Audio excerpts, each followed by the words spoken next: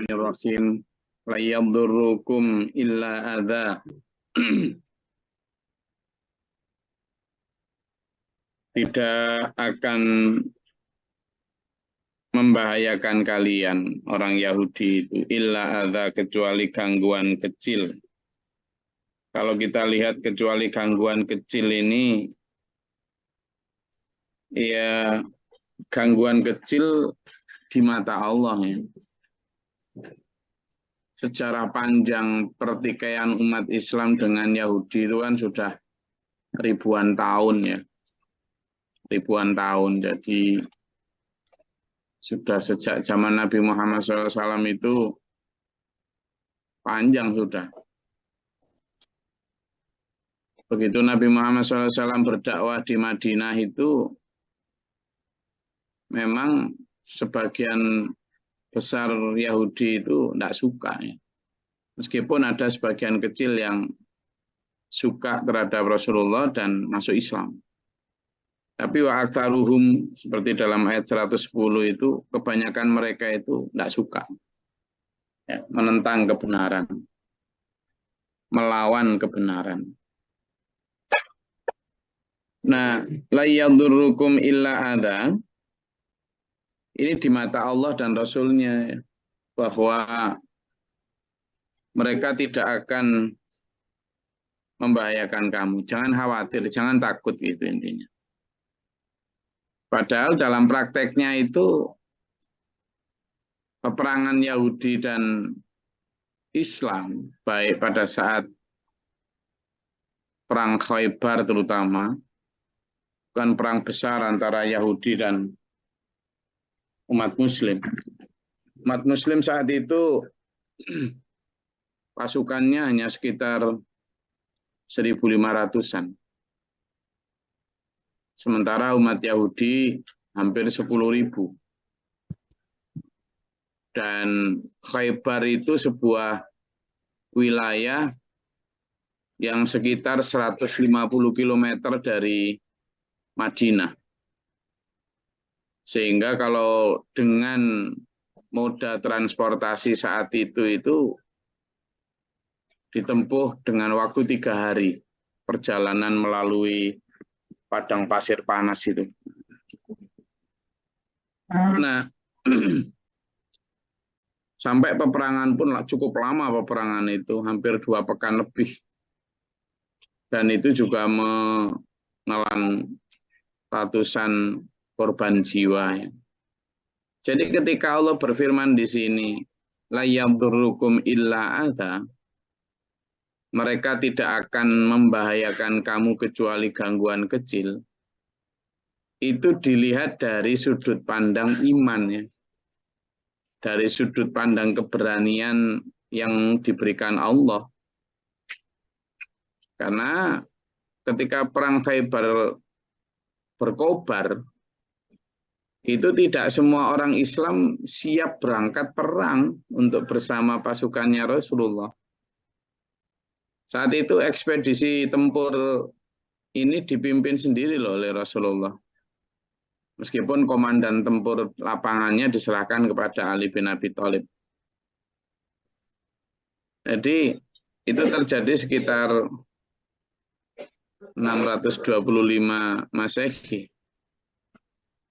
Nah, di dalam konsep perang itu, ya memang Islam yang menyerang ke sana karena Bani Nadir terutama yang sudah terusir dari Madinah itu selalu ngompor-ngompori, manas-manasi suku lain dari Bani Israel atau Yahudi untuk melawan Islam. Tapi sudah kata Allah, Allah memberi semangat kepada umat Islam, la yadurrukum illa adza. Sudahlah, mereka tidak akan bisa mengganggumu atau mengalahkanmu. Wa yuqatilukum yuwallukumul adbar. Aslinya mereka itu pengecut, mereka itu takut, penakut. Jadi jika mereka memerangi kalian, mereka akan lari ke belakang. Istilahnya beraninya keroyokan lah. Dan yang paling utama beraninya adalah kalau kalian tidak berani. Itu. Beraninya kalau kalian tidak berani. Nah, umat Islam sekarang ini tidak berani. Sebenarnya bukan tidak berani perang, bukan tidak berani melawan musuh, tapi tidak berani nggak enak, tidak berani tidak nyaman. Ya, ingat pada saat Rasulullah menuju Khaybar itu tadi 1.500 pasukan dengan 200 ekor kuda. Artinya kuda itu kan pasukan kavaleri ya. Nah, 1.500 ini pasukan infanteri. Kan gitu. Infanteri. Dan sebagian ya pasukan artileri. Kalau artileri dulu kan dari panah ya. Pasukan pemanah itu. Nah, itu perjalanan panjang berat sekali ya.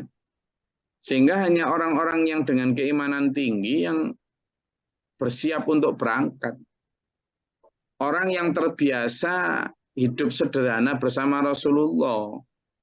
Bagi mereka-mereka yang hidup dalam kenyamanan di rumahnya, ya enggak berani berangkat, panas, enggak enak, apalagi tidak ada jaminan pulang selamat perang. Gitu. Nah, kira-kira bayangkan misalnya raja-raja atau orang-orang kaya di Arab, di Kuwait, di Irak, di Iran, di Jordan, di Uni Emirat Arab, di Qatar sana, yang sudah terbiasa tidur di kasur-kasur empuk, lalu harus terjun ke Palestina sana misalnya, di antara tumpukan puing-puing yang biasanya nyaman tidur, nggak ada gangguan apa-apa, terus harus dengar di bawah desingan peluru, ya kan? Biasanya makan selalu berlebihan di atas mejanya, lalu terus kemudian di sana ransum juga nggak ada, biasanya air tinggal buka keran, kemudian di sana air pun sulit. Mana ada mau? Nggak ada. Jadi setan, Dajjal, dan bala tentaranya Dajjal digital ini itu gampang menghancurkan moral dan giroh umat Islam itu apa? Taruh aja umat Islam dalam kenyamanan. Iya, taruh saja mereka dalam berburu kekayaan. Atas namanya nanti kalau Islam itu kaya raya megah maka akan jaya. Kata siapa? Lihat aja. Ya. Kemarin itu ketika misalnya Palestina dibombardir oleh Israel itu, di Arab Saudi itu ngundang Shakira itu, konser itu. Dan juga ada pertandingan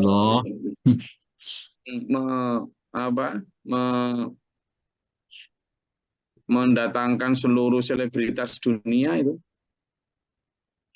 Ya kayak gini Pak Wid, yang akumulasi ujung dari perbedaan itu indah ya kayak gini. Jadi satunya konser, satunya dibantai, kan perbedaan, nggak apa-apa. Islam itu kan harus menghargai perbedaan. Gitu akhirnya nanti ujungnya. Kenapa? Ya karena itu tadi. Karena salah dalam menafsirkan, terutama kenyamanan. Jadi ketika mereka umat Islam berani berangkat dari Madinah menuju Khaybar, itu Umar bin Khattab yang tidak punya rumah, rumahnya ya begitu saja. Rasulullah yang tidak punya istana, tidak punya kantor, tidak punya ya masjid itu. Sudah masjid itu pun hanya dari tumbukan batu dengan atap dari pelepah kurma. Padahal mampu. Jadi dari satu peperangan kayak misalnya dari Khaybar itu kan seluruh tanah dan kekayaan orang Yahudi diserahkan itu. Jadi ghanimah itu. Nah itu bisa puluhan miliar itu. Kalau Rasulullah dan para sahabat mau ya bisa lah bangun istana. Cuman pikir saat itu nggak ngerti tentang kemewahan. Ya ngerti. kemewahan orang sekarang itu kemewahan yang imitasi. Kalau dulu lantai itu terbuat dari marmer beneran. Zaman Nabi Sulaiman aja lantai sudah bisa dipikir air kok. Saking mewahnya kok. Orang-orang sekarang itu dipikirnya Rasulullah sederhana itu karena dulu itu nggak ada kemewahan. Bludru, kain sutra, kereta kencana, perabot-perabot emas itu sudah ada. Rasulullah tidak memilih itu untuk menjaga ghirah itu. Dan benar sekarang kan. Dan memang sejak hancurnya baik Bani Abbasiyah, Bani Fatimiyah, sampai kemudian Utsmaniyah, katanya yang kejayaan Islam itu hancurnya justru ketika harta benda berlimpah. Gitu loh. Makanya kalau melihat kalimat ini, semala yang sorun, mereka tidak akan ditolong.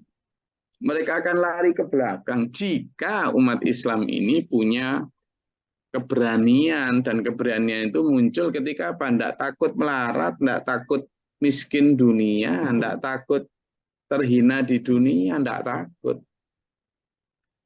Pada saat Rasulullah hendak menyerahkan tongkat komando, siapa komandan perangnya ini, itu hampir semua para sahabat itu mengajukan diri karena melihat kemuliaan perang itu, termasuk Umar bin Khattab.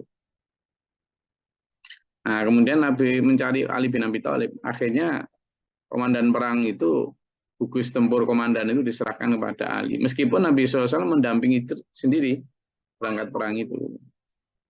Nah, semua orang berharap itu, padahal tahu betul kalau sudah jadi komandan perang itu beda dengan komandan perang sekarang kan, yang kemudian memerintah anak buahnya dari gedung ber-AC dengan di layar monitor gitu. Kalau dulu komandan perang ya benar-benar ada di front terdepan, yang bisa jadi akan meninggal duluan.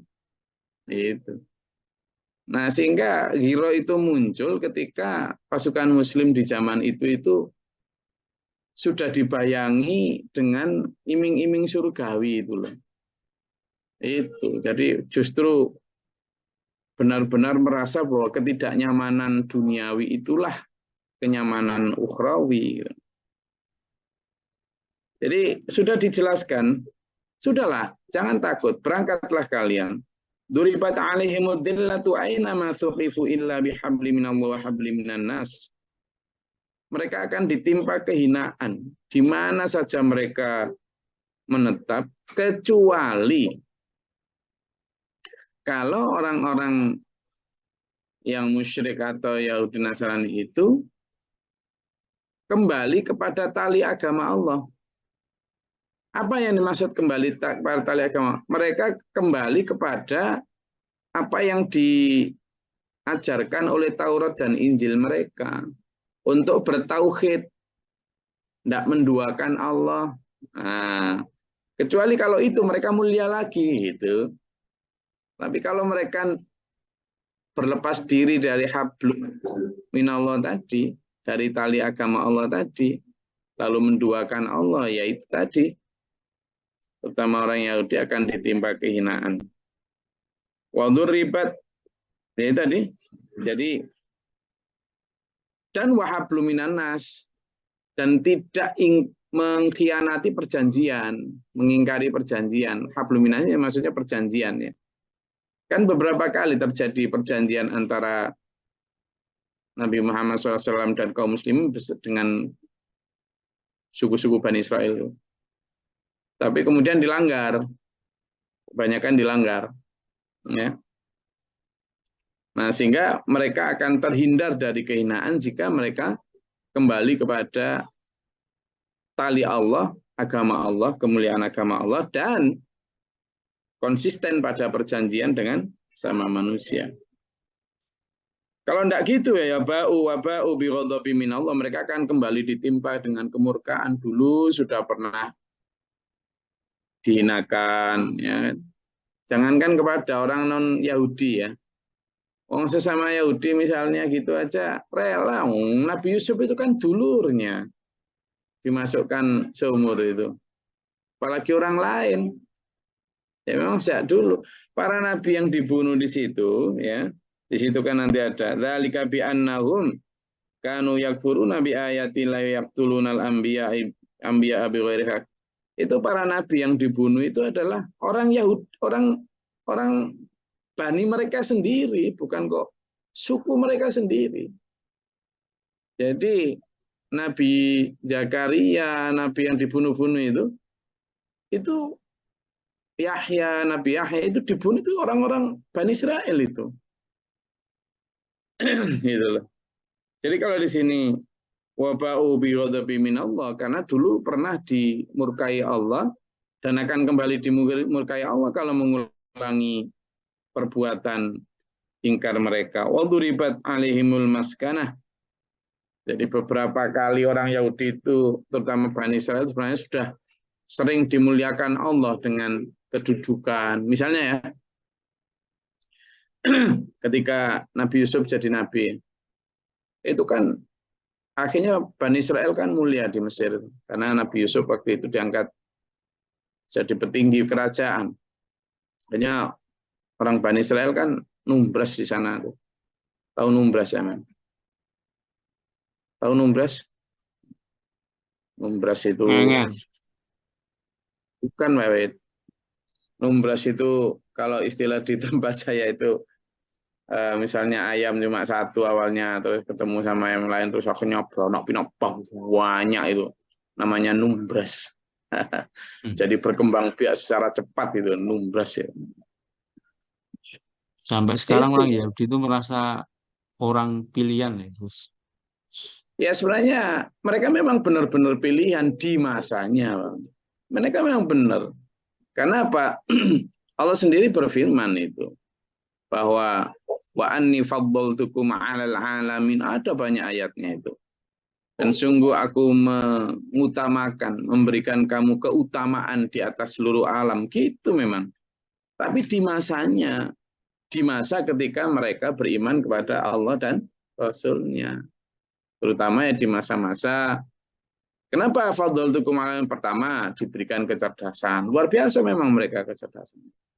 Kedua, diberikan begitu banyak nabi yang dibangkitkan dari mereka. Sehingga banyak juga kitab-kitab yang ketika mereka ditolong berkali-kali, mulai dari ditolong dari Fir'aun, ditolong dari pada masa Nabi Yusuf itu berkali-kali. Ya. Yang ketiga mereka juga diberikan banyak rezeki sejak dulu, kepandaian, keahlian dalam ekonomi terutama itu.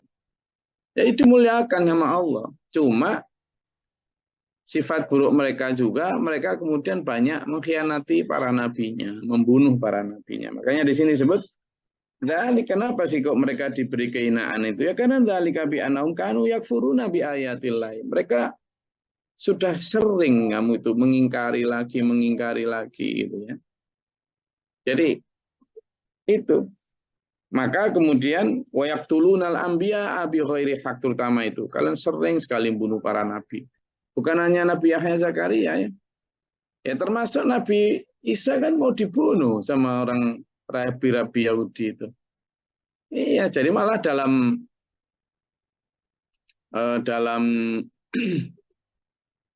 kisahnya orang Nasrani itu yang menyalibkan Nabi Isa itu adalah orang-orang Yahudi, Bani Israel juga itu.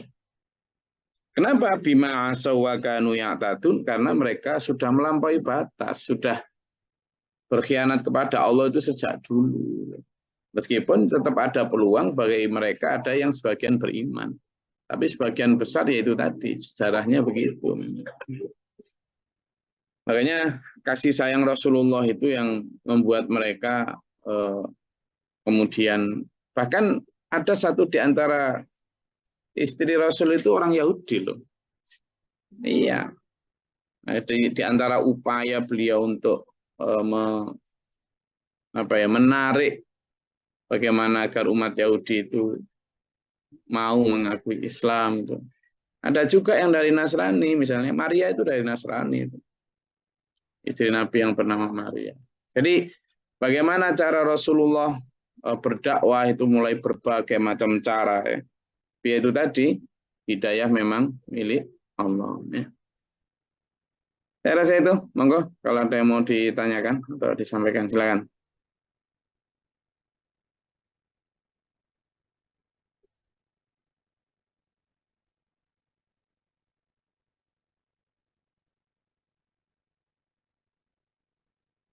Nggih. Silakan.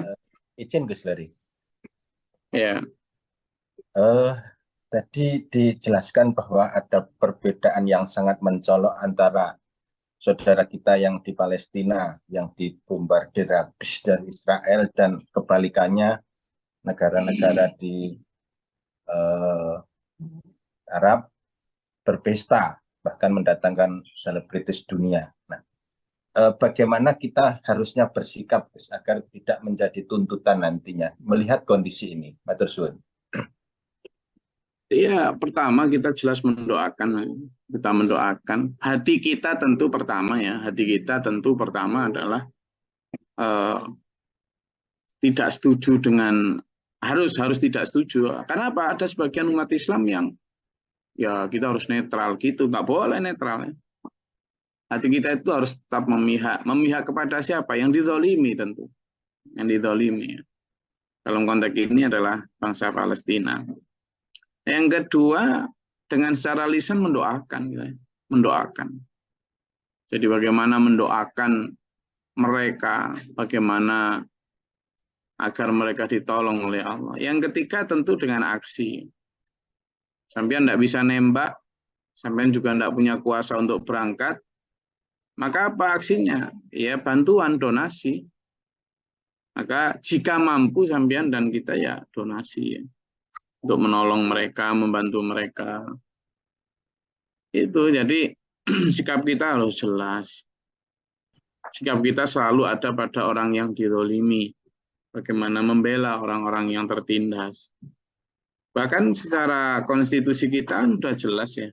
Tanpa harus menjadi orang Islam pun, konstitusi kita itu jelas. Kita berada pada pihak yang konstitusi negara loh ya. Ini bukan tentang orang Islam atau tidak orang Islam. Negara ini konstitusinya jelas bahwa kita tidak setuju dengan segala macam penjajahan dan penjajahan di muka bumi harus dihapuskan karena tidak sesuai dengan pri kemanusiaan dan pri keadilan. Itu jelas banget. Anak-anak sekarang nggak tahu apalah atau enggak itu. Kita dulu kan memang tiap Senin dibacakan itu ya. Jadi saya menyampaikan itu dalam rangka teguh pada konstitusi negara Republik Indonesia. Nah, sehingga sikap kita harus jelas, hati kita juga harus jelas, aksi kita ya harus jelas. Karena sampean dan saya aksinya yang tidak mampu secara kebijakan, ya mampunya secara apa? Kalau ada memang mampu donasi, ya kita donasikan untuk obat-obatan, untuk apa, segala macam. Ada lagi?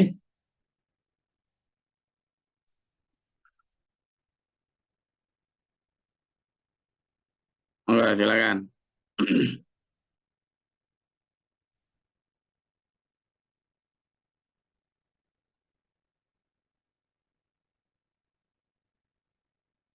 Enggak ada? Oke. Saya rasa kalau ada yang ditanyakan atau disampaikan gini. Jadi kita melihat semua fenomena ini ya. Kalau di ayat yang 109 kita kemarin bahas. Walillahi ma fis samawati wa ma fil ardi. Kepunyaan Allah semua yang ada di langit dan di bumi. Kalau bilang semua, berarti ya semua yang dalam bentuk materi, semua dalam bentuk peristiwa, semua dalam bentuk naik turunnya peradaban, kebenaran, kesalahan, keadilan, semua ini itu milik Allah. Sehingga apa? Puncak dari segala itu kita tidak boleh menyalahkan si A si B. Kita harus kembalinya bahwa memang Allah pasti punya rencana, maksud, dan pastilah Allah itu sebaik-baik perencana. Sehingga apapun yang terjadi di muka bumi ini harus kita sikapi dengan tegas. Kita berada pada posisi dan sikap yang seperti apa harus tegas. Kemudian setelah itu ikhtiar, setelah itu tawakal kepada Allah. Jangan sampai kita menyalahkan Allah. Allah perencana terbaik. Kedoliman itu sudah terjadi bukan hanya zaman ini. Di zaman Nabi Ibrahim ya ada Raja Namrud. Kan gitu. Di zamannya Nabi Daud ada Jalut. Di zamannya Nabi Musa ada Fir'aun. Ya kan? Di zamannya Nabi Isa ya ada kerajaan Romawi. Di zamannya Nabi Muhammad SAW ya ada kerajaan Romawi yang mungkin dolim-dolim juga. Gitu. Sehingga hal yang patut dan baik kita lakukan adalah di samping ikhtiar dan meneguhkan sikap dan pilihan kita juga harus tawakal, percaya kepada Allah bahwa Allah akan menolong, bahwa Allah akan menyelesaikan semua urusan di muka bumi ini. Sepanjang kita itu berdoa dengan kuat. Saya rasa itu kajian kita pada pagi hari ini, hari Rabu. Kita berharap terus untuk minta kepada Allah ditempatkan di dalam Rabbi adkhilni mudkhala sidqin, istilahnya gitu. Ya Allah, masukkanlah aku dengan masuk yang baik, yang benar dalam segala urusan. Wa akhrijni mukhraja sidqin, dan keluarkanlah aku dengan keluar yang benar. Ya. Jadi wa akhrijni mukhraja sidqin waj'alni min ladunka sultanan nasira, dan berikanlah kepada kami sultanan nasir. Sultanan nasir itu pertolongan, satu kekuatan yang menolong. Semoga Allah merahmati kita, menuntun kita dalam kebenaran, mengampuni dosa-dosa kita, menjaga kita dari godaan Dajjal, dan masukkan kita dalam perahu kebenaran ila akhir. Amin. Allahumma sholli wa sallim berikan sayyidina. Allahumma firil mu'minin mu'minat al-muslimin muslimat al-muslimin. Allahumma ahdina fi man hadayta wa afina fi man afayta wa lana fi man tawallayta wa barik lana fi ma atayta wa qina syarra ma qadayta fa innaka taqdi wa la yuqda alayka. Wa barakta rabbana wa ta'ala lakal hamdu lama qadayta astaghfiruka wa atubu ilaik. Allahumma da'fana al-bala wal waba wa dal hastina min al-jinn wa syaitan wa kufara rabbana najina min al-jinn. Rabbana wa la taj'alna fil qawmi dhalimin. Allahumma rafa'na darajatana. Rabbana man afaktubna ma syahidin rabbana la tuzigh qulubana ba'da idh hadaytana. Rabbana waj'alna muslimin laka wa mu'minatan wa muslimin al-qawrin. Allahumma ta'ala baba sama barahmatika Allahumma anzil 'alaina rahmatan wa tadqatil amtar. Rabbana atina fid dunya hasanah wa fil akhirati hasanah wa qina adzabannar wa fil yawmil akhir min azab. Subhana rabbika rabbil izzati amma yasifun wa salamun alal rabbil alamin. Wassalamualaikum warahmatullahi wabarakatuh. Waalaikumsalam warahmatullahi wabarakatuh. Allahumma rahamna bil Qur'an